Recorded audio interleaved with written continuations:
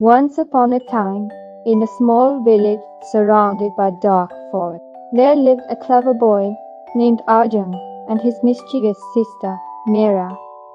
They loved exploring the woods, even though the villagers warned them about an old witch named Bhairavi, who lived in a crooked house deep in the forest.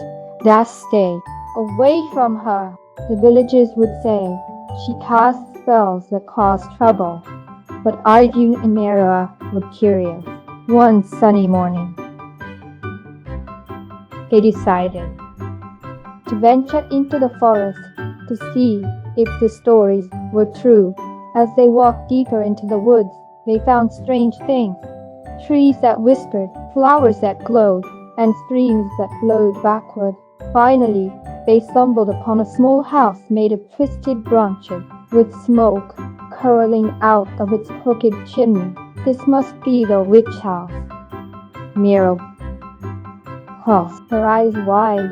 Before they could hide, the door creaked open, and out stepped the witch Bhairavi. She was not as scary as they had imagined. She was short, with a pointy hat and a crooked nose, and she carried a wand that sparkled faintly. "What are you doing here?" Bhairavi asked, narrowing her eyes. "We're not afraid of you," Meera said boldly. The witch chuckled. "How brave are you? Let's see how brave you are after I cast my newest spell." With a flick of her wand, she muttered some strange words.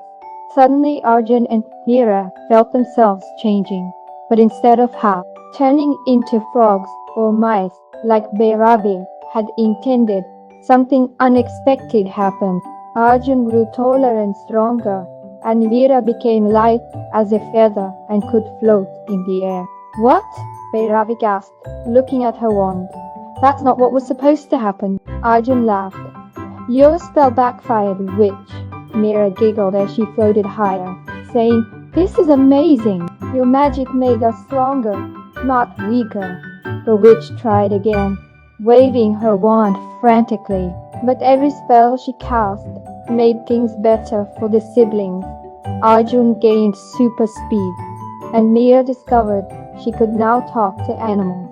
Birds flew to her, and squirrels chattered in excitement. Frustrated, Bhairavi threw her wand on the ground. "Enough! I don't understand what's going wrong." Arjun smiled and said, "Maybe your magic isn't meant to harm people. What if you used it to help others instead?" The witch paused, her crooked nose twitching. "Help others? I've never thought of that before." "Try it," Meera said, picking up the wand and handing it back to Bhairavi.